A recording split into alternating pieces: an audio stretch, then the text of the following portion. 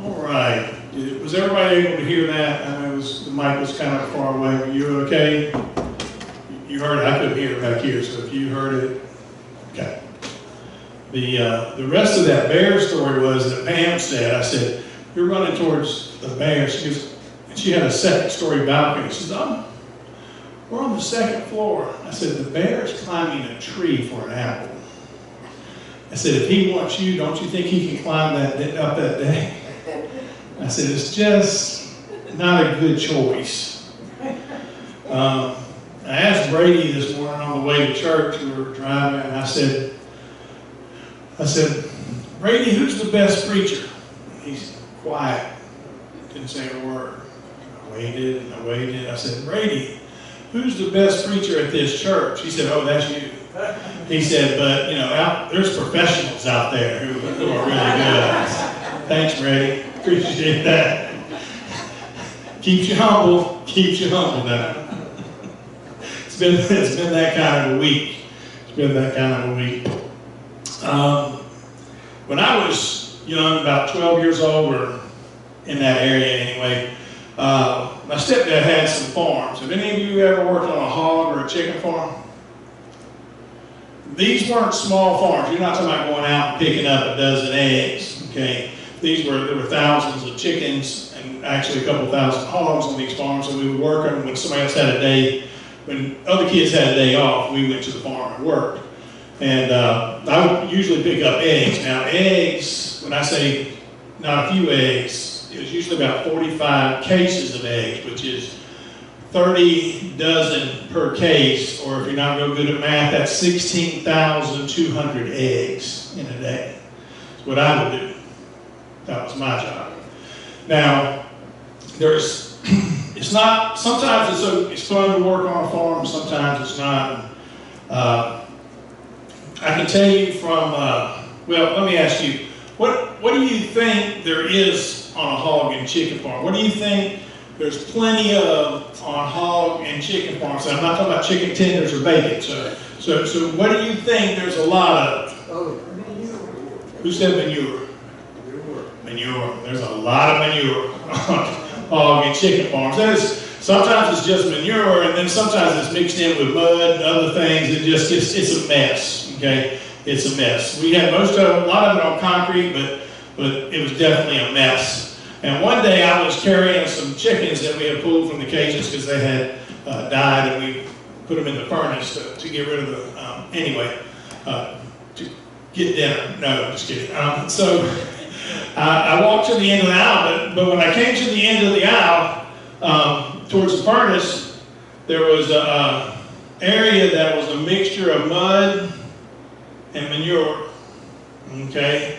Now I was 12 and feeling real athletic, and I just thought, I can jump over that. I can make it because I'm me.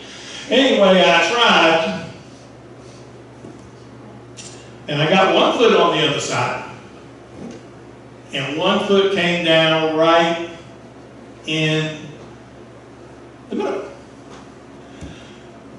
So as I tried to pull out my shoe, what I came to discover was it wasn't coming out. That the shoe was stuck, and so was my foot, obviously. Have you ever gotten stuck in the mud where you got into some mud, you're just trying to get it? Well, I had a decision to make right then and there. Was I going to stand in the manure all day long, or was I going to give up the shoe? I decided to give up the shoe because it just seemed like the better option. So I pulled my leg out, but the shoe was gone. And so they called me One Shoe Ken from that time. I called my mom. She brought me another pair of shoes so I could work. But I lost something. I had to sacrifice something. I had to let go of something, right, to move forward, to get the job done. And today we're going to be talking about the Israelites who've been in the desert for a while, like 40 years, right? They had wandered the desert, and they're about to enter the promised land. That's where Deuteronomy is kind of a farewell tour for Moses where he gives them a lot of instructions about what they need to do and to remind them where they've been and those type of things, because he knows he's not going over there with them. Okay, but he's led them all these years, and he tells them, or God tells them this. He says, you know, talks to Moses. He talks to Moses and tells him that, you know, y'all been circling or y'all been going around this mountain for a long time. You know, day after day after day. He said, it's time for you to go north. In other words, it's time for you to change your route and go north to the promised land. Okay, and that's what he's passing on to them. You see, have you ever felt like you've been traveling a long journey? This journey in life, and sometimes it gets really long. You feel like you're in the wilderness, maybe, you know? Feel like you've been traveling and traveling, and life is just a what? A mess, right? 2020, a mess? Yes. I just hope we get straightened out by election time is all I'm saying. But this has been a mess of a year, hasn't it? We've had, let's see if we can recap some. We had Iran shot a passenger plane out of the air. You remember that? 176 people died. Right? You remember that? We've had some kind of bug thing with a killer hornets or something. I can't, because COVID took over and I couldn't even remember what that was. Murder hornets. What is it? Murder hornets. Murder hornets. And anything with that kind of name, I probably don't want to mess with. Okay, so murder hornets, we've had the COVID virus, we've had all kinds of messes, haven't we? And of course, the virus created its own problems, right? People were laid off work, businesses have shut down, churches were shut down, all kinds of things were shut down. And it's kind of like, how many of you on New Year's Eve said, I'm going to spend 4 months in my house. That's my goal. That's my New Year's resolution. That's what I want to do. Nobody, right? Why? Because that's not desirable. That's a mess. You know, some of you may be out there having financial messes or business messes or personal relationship messes, but life is messy, is it not? And this year especially, it's been messy. Right? So how are we going to get out of it? We've been going in the same circle, and the way we need to get out of it is we need to turn to God and find out where we need to go to turn north, right? We've been making the same circle, doing the same things, but how do you get out of that? You don't repeat the same thing and expect a different result, do you? You've heard that before, right? Right? That's not new. I didn't make that up. That's been around for a long time. But that's insanity is what they say. If you do the same thing, expect something different to happen, because it's just not going to happen. So we got to look to do something different as God's people. As God's people. So what has God laid on your heart for you to do? How do you go north? Each of you will probably be different. Normally that's the case. And God puts on your heart, maybe it's to sing, maybe it's to cut the neighbor's grass, maybe it's to rake leaves in the fall for somebody, maybe, whatever it is that God laid, maybe it's to financially help somebody who's in dire needs. Whatever that is that God lays on your heart, He's telling you, go north. Change the direction that you've been wandering in and go where? Go north. How many of you, if I asked you today, is ready to go north? Okay, how about south? Can we go east? South? Yeah, me too. I'm a southern guy. So, and when I read that, the first time I read that, I was like, north? Who wants to go north? Who wants to go north? I said, but I want to go north biblically.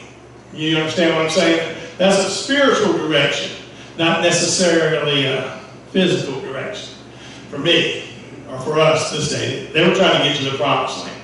So what is it in our life that God's calling us to do? And how often do we think about that? How many times do we spend time quietly with God, seeing where He wants us to be? There's many different talents here. There's a world of gifts here. And please, please, please don't tell me I'm too old, because I don't want to hear it. I just don't. I understand. I mean, I understand part of it anyway. I'm getting there myself. But I don't expect you to go out there and lift a tractor.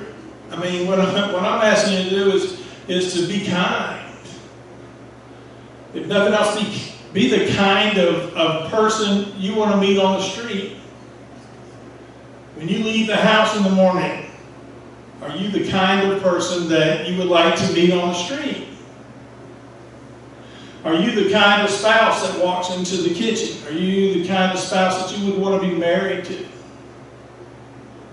Are you the kind of parent that God has led you to be?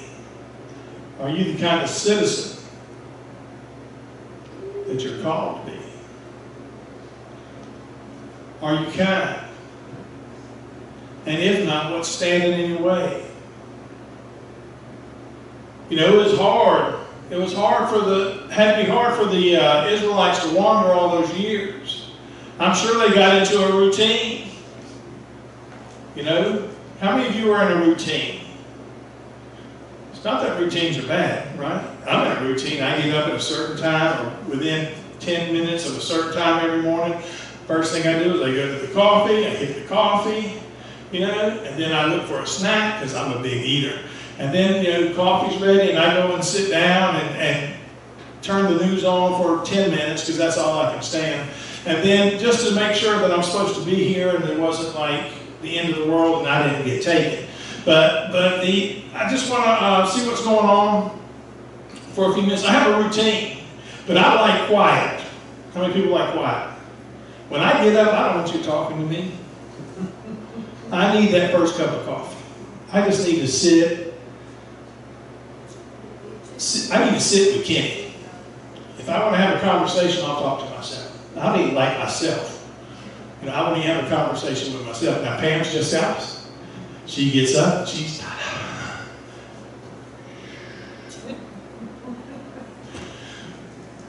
But you don't, routines can be good for you. The doctors say to be in a routine is kind of healthy for you. You know, if you know that you get up and you eat at a certain time, that's good for your digestive system. If you know, do the things that you do on a regular basis, it gets you into a routine where you don't, like a lot of folks during this virus who were out of work, I mean, have started sitting home and not doing anything, not getting off the couch, not doing anything because they just say, oh, that's an excuse for me not to do anything, right? But there's things they could be doing, right? But they got to a different routine. It's actually not even a routine. It's a rut, right? You know, there's a difference between a routine and a rut, right? And ruts are not good. Routines are good. You get stuck in ruts, right? That deep, you know, where it's been worn and worn and worn and worn and worn. There's a, you know, you can't get out of it, you know. I can remember as a kid, I would see my dad in Indianapolis, and from his house, there was a 7-Eleven or some kind of convenience store that sold candy, which is really all I knew about. But it was straight back, but it had a path where people had gone to that store so many times because the grass was about this high. And so they had worn a path, and it went back. Why somebody didn't get a path straight there, I have no idea, but it went from one end of that lot to the next end of the lot, back and forth. It was a rut. Couldn't get out of it. You'd be in grass. It had been worn down. Maybe some of you have that in your house. Do you have a path that you walk in your house where you have a carpet, and that carpet's worn down in that 1 2-foot area, right? And everything else is brand new. But the carpet has been walked on so many times that it's beaten down.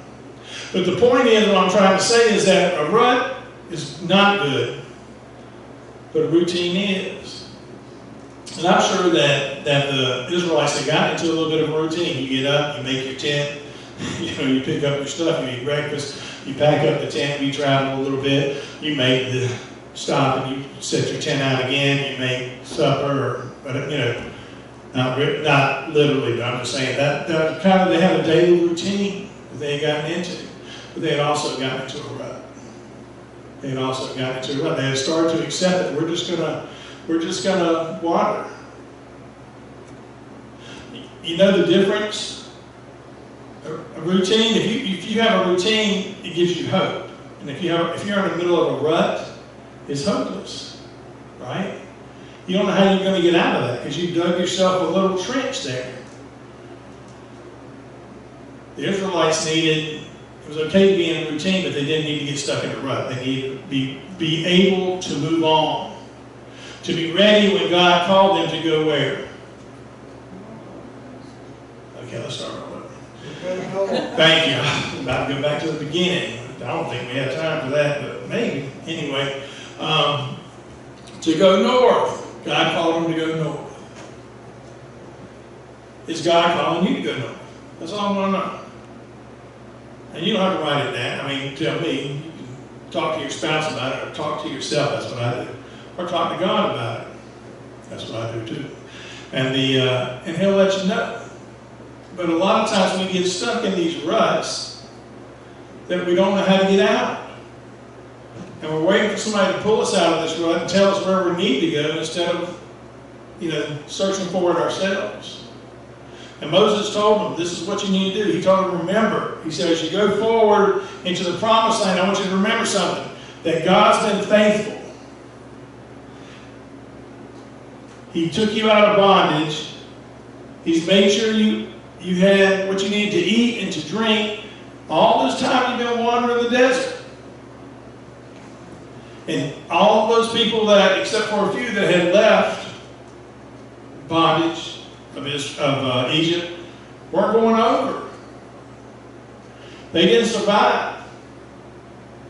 But you got a new generation. And they were ready to go.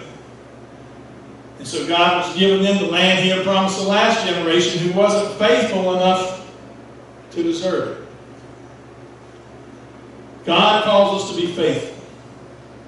And sometimes, most of the time, all the time actually, that calls us to listen for what He has to say to us and then follow that direction. So you can't follow God if you're not going to follow the direction He's moving in, can you? If I said, hey, follow me, I'll show you where the store's at, and I start walking this way and you start walking that way, are you following me? You may know a different route, but you're not following me. Or you may be trying a different route, but you're not following me, are you? And He calls us to go where He tells us to go. And that's a question you gotta answer for yourself. You can't let your circumstances define who you are. If you want to be successful, you have to let them rebuild you, refine you, make you better than you were the day before. And I wonder how many of us do that. And if you do, I'm just preaching to the choir. And if you're not, then you need to do some soul searching. And you need to figure out why not. And you need to move on. God calls us on multiple occasions because we're in a process of becoming what He wants us to be. Do you believe that? Besides the children, nobody ever sits in the perfect pew up here, right? So that means we all need some refining, don't we? I mean, sometimes we're going to go through a little bit of fire. But if we stay faithful, we're going to come out stronger than when we went in. You believe that? There's an author by the name of Dr. Stephen Calvin. He wrote a book called 11 Things I Wish Every Parent Knew. And part of his book says this: life is a process of constantly giving way. Things push past their prime, transform into something else, just as spring gives way to summer. So is each stage of development a process of letting go. You see, to move forward, you have to let go of what? The past. Let me give you crawlers, when babies that crawl, when they start to walk, after a little bit, they let go and they walk, right? Is that? When they first start talking, they speak this foreign language that most people don't understand. I understand it, but most people don't understand it, right? It's just babbling stuff. Some of you say, well, you babble, that's why you understand it. And that's true, that's true. So it's this babbling they do, and then they start speaking what? They get a word, right? And it's always dad. It's always dad. That's the first word that's ever out of their mouth, right? No, it's usually mom, or something like that. Or, give me that bottle, or something along those lines. So they have to let go. They let go of the babble and go into what? Words, where they're speaking. It's a process, right? Let go, grab onto something new.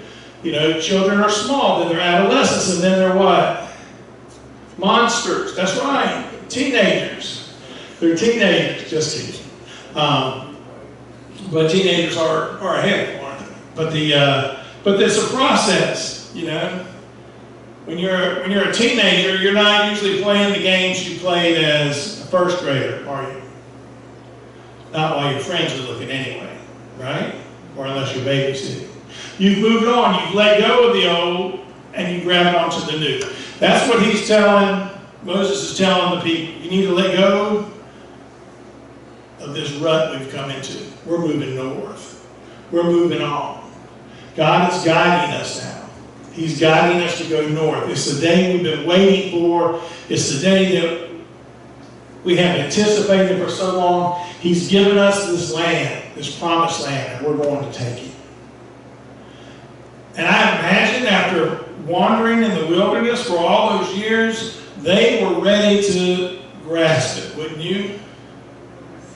But I also would imagine there were some people who liked their routine or were comfortable in their rut.